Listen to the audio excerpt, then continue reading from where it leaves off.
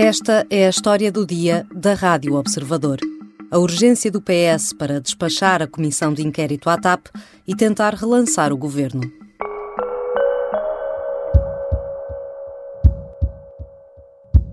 Então não me vê que estou com imensas condições para continuar, estou a andar e tudo. Não tenho nada a acrescentar. Como é que é ser um ativo tóxico do governo, Sr. Eu não tenho nada a acrescentar. João Galamba quebrava ontem o silêncio, 8 dias depois de António Costa se ter recusado a aceitar a sua demissão. Mas dentro do PS há quem alerte para o risco enorme de manter o Ministro das Infraestruturas, que muitos veem como imprevisível. A Comissão Parlamentar de Inquérito à Gestão da TAP foi criada para apurar responsabilidades no caso da indemnização de 500 mil euros paga a Alexandra Reis, ex-administradora da companhia aérea. Mas, audição após audição, as revelações sucederam-se como um dominó em queda imparável. Braço de ferro entre Marcelo Rebelo de Sousa e António Costa, o Presidente da República discorda da decisão do Primeiro-Ministro que segurou João Galamba. Até provocarem danos que podem ser irreparáveis na relação entre Belém e São Bento. Há cada vez mais vozes socialistas a defender que se acabe com a comissão logo que possível e que se aproveite o fecho desse capítulo para fazer uma remodelação governamental que possa ainda reparar danos. Mas terá António Costa essa capacidade de refrescar o Executivo? Vou conversar com Rita Tavares, grande repórter da secção de política do Observador. Eu sou a Catarina Santos e esta é a história do dia.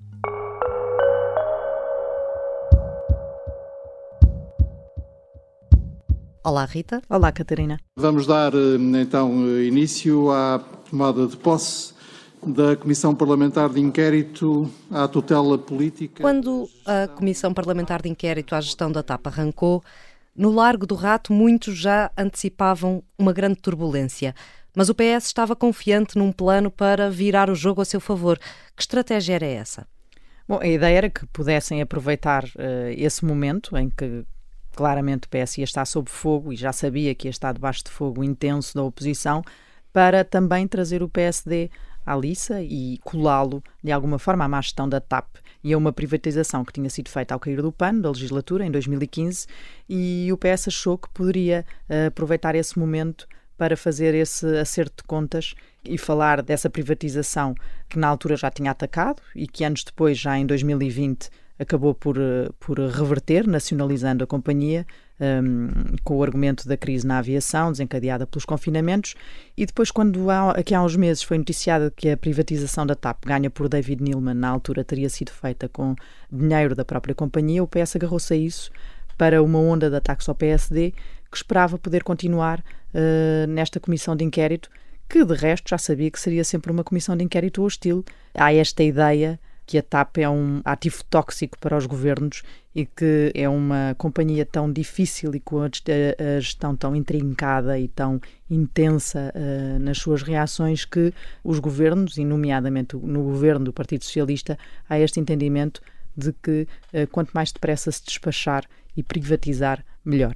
Havia já, de facto, esse entendimento de que seria hostil, mas o que ninguém esperava era esta caixa de Pandora, que na verdade é o que tem sido. O que não esperavam era que, de repente, cada audição na comissão de inquérito pudesse trazer novos elementos, fora até do que desencadeou a comissão, que tinha sido o episódio da indemnização de 500 mil euros a Alexandra Reis, e que de repente se começasse a perceber que havia ali toda uma série de questões, como por exemplo aquela reunião discreta que existiu para preparar uma audição parlamentar, ainda não na comissão de inquérito, mas uma audição parlamentar da antiga CEO da TAP sobre a indemnização de Alexandra Reis, e isso começou a levantar ali suspeitas que a oposição foi explorando sobre a ingerência da tutela da TAP na companhia e se isso não estaria a passar-se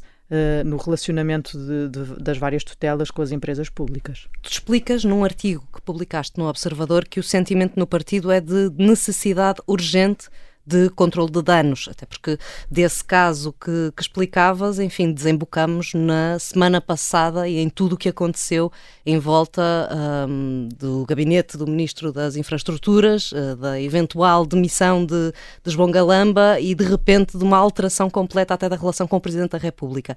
Havia, de facto, este sentimento dentro do Partido Socialista de que era urgente matar a comissão de inquérito o mais rapidamente possível para travar esta sucessão de casos.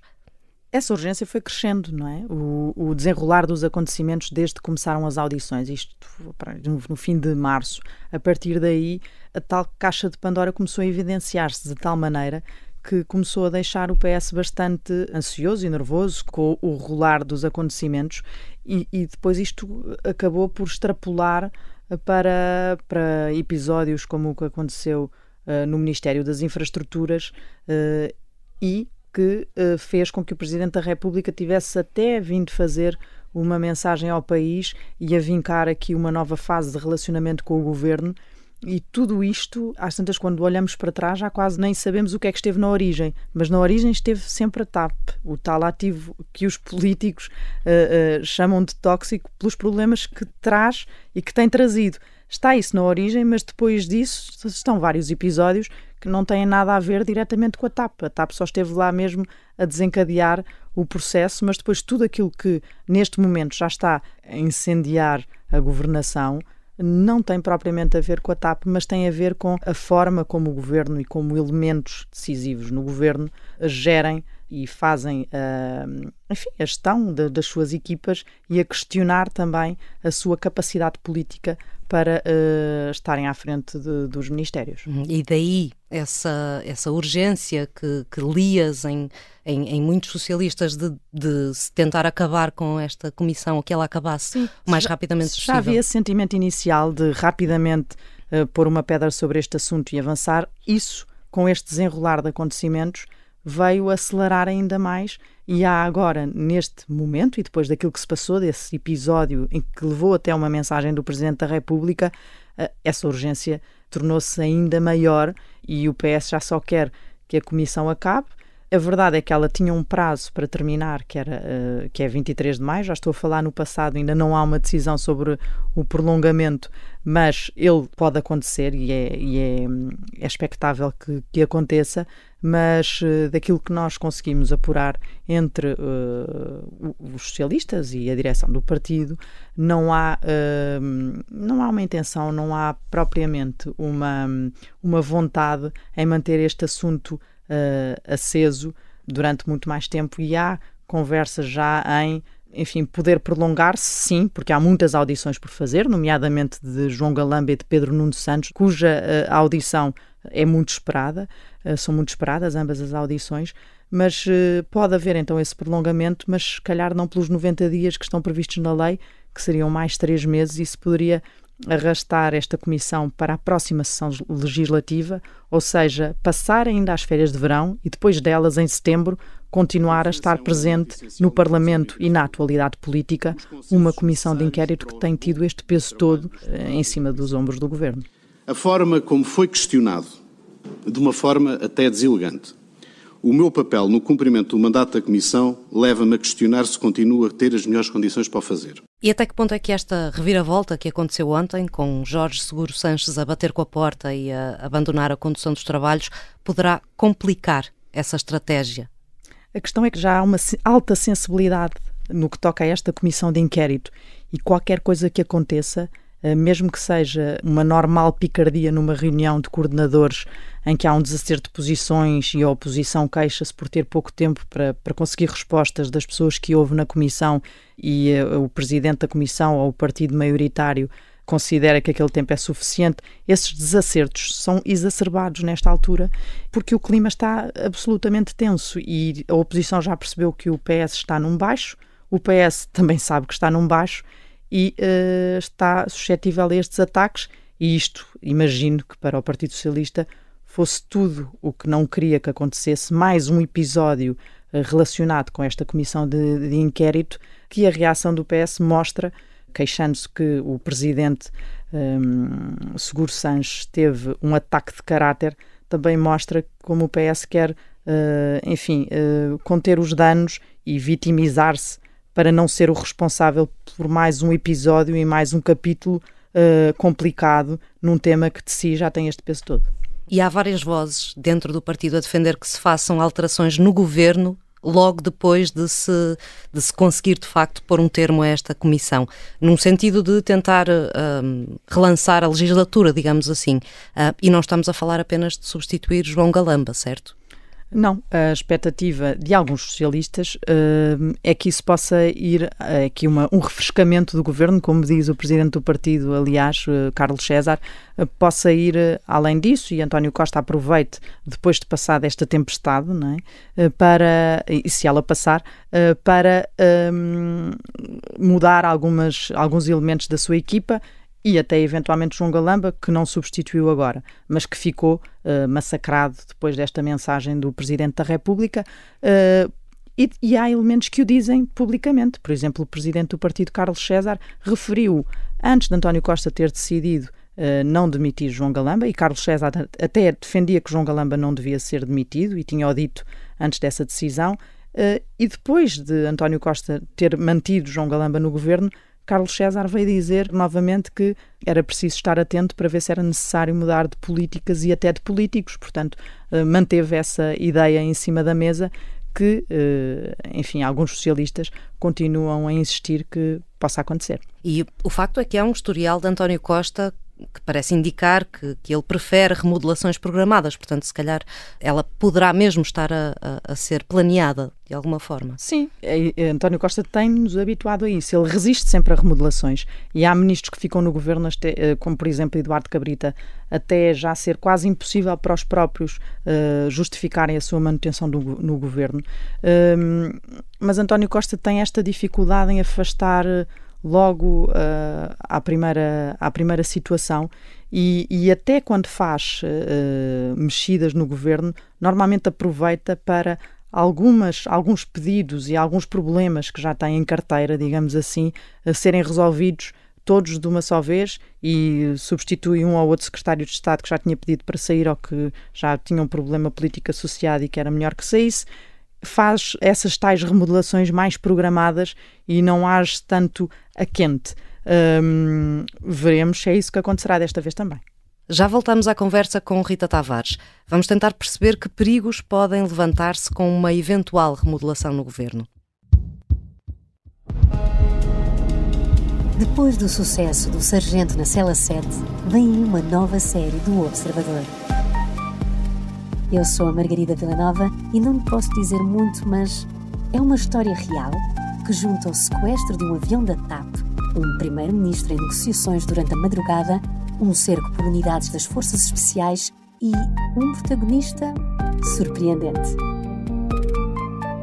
Estreia brevemente e, acredita em mim, não vai querer perder. Estamos de volta à conversa com a jornalista Rita Tavares.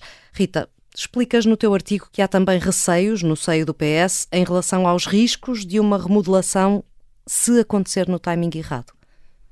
Sim, há quem aponte que este momento pode não ser o melhor porque há alguns projetos em marcha, nomeadamente do PRR, e estar a alterar ministros agora significaria recomeçar, ou pelo menos que essa pessoa ainda se tivesse que inteirar dos projetos e da pasta, e que isso pudesse atrasar esses mesmos projetos.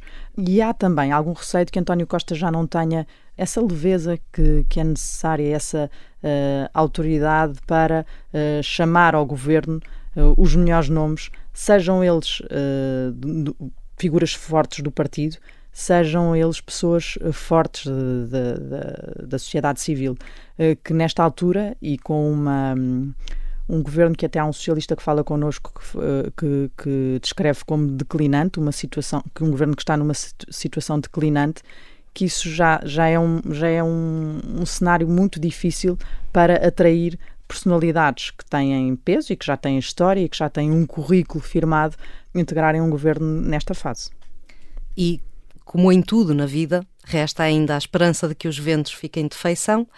Neste caso, a fé de que o desgaste provocado pelos casos dos últimos meses seja compensado se as condições de vida dos portugueses melhorarem nos próximos tempos. Há motivos para toda esta fé de que te deram sinal? Isso é uma fé socialista, em que aquilo que pesa no fim de todas as contas, isto é muito referido nestes tempos pelos elementos do PS com que vamos falando, é o que está no bolso dos portugueses. E se os portugueses começarem a sentir desafogo e medidas que lhes cheguem à sua vida, que isso alivia um pouco a carga sobre o governo. E é nessas medidas que vão chegar entre maio e julho, que é o aumento intercalar dos pensionistas, o aumento intercalar dos funcionários públicos, apoios a rendas, apoios ao crédito à habitação, são medidas que já foram tomadas e anunciadas e que vão chegar agora, e há no PS esse desejo de que isso possa aliviar a carga.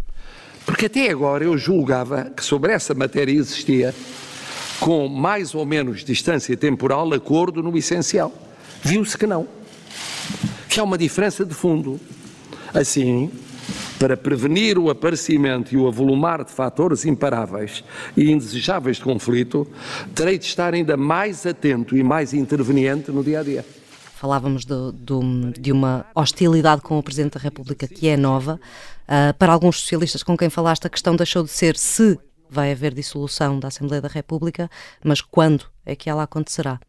Sim, ficou aqui a ideia, e nas conversas que fui tendo, apercebi-me de que há até quem diga que a dissolução até aqui foi muito referida e numa altura em que ninguém acreditava que ela acontecesse, e que neste momento, a partir daqui, se calhar vai ser menos referida, mas toda a gente acredita que ela pode acontecer mais do que quando o Presidente falava mais nela. Portanto, há essa questão adicional, digamos assim, sobre o governo que já tem toda esta complexidade, todas estas situações pesadas em cima. Retomando o início desta nossa conversa e sumarizando o que aqui nos explicaste, se pudéssemos submeter o Largo do Rato, digamos assim, a uma daquelas máquinas de medir a tensão arterial, como dirias que está o nível de apreensão? Diria que está elevado.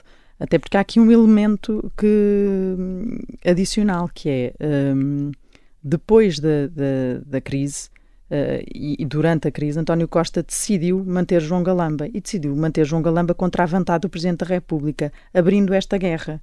E João Galamba é uma figura, de que já falámos aqui, que é considerada imprevisível por quem o conhece. E os socialistas sabem como é que ele é e consideram que António Costa arriscou muito ao colocar tudo, no fundo, nas mãos de um ministro que está no centro da comissão de inquérito neste momento, que tem dossiês de peso, que tem avisos quanto à sua credibilidade e à sua autoridade por parte do Presidente da República, e que qualquer coisa que lhe possa correr mal ou que possa fazer de errado vai ligá-lo diretamente ao Primeiro-Ministro, e isso está a preocupar, é um dos elementos que está a criar essa ansiedade e essa subida de pressão dentro do partido. Obrigada, Rita. Obrigada.